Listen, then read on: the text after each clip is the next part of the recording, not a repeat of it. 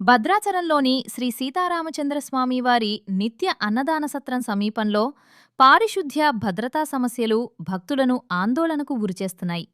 సత్రం ఎదుట ఏర్పాటు చేసిన సిమెంట్ దిమ్మలు దెబ్బతిని ఉండటంతో పాటు పక్కనే ఉన్న ప్రాంతం కూడా శిథిలావస్థకు చేరుకోవడం వల్ల భక్తులు, వాహనదారులు ఇబ్బందులు ఎదుర్కొంటున్నారు.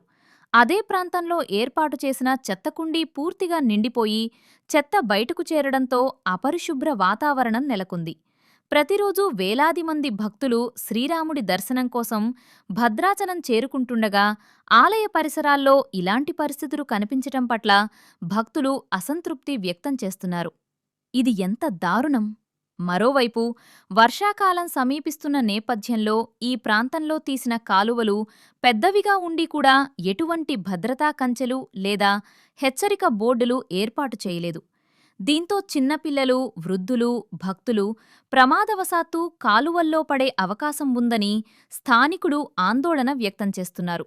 సంబంధిత అధికారులు వెంటనే స్పందించి దెబ్బతిన్న సిమెంట్ దిమ్మలను మరమ్మతు చేయడంతో పాటు నిండిపోయిన చెత్తకుండీని తొలగించి పరిసరాలను పరిశుభ్రం చెయ్యాలని భక్తులు కోరుతున్నారు.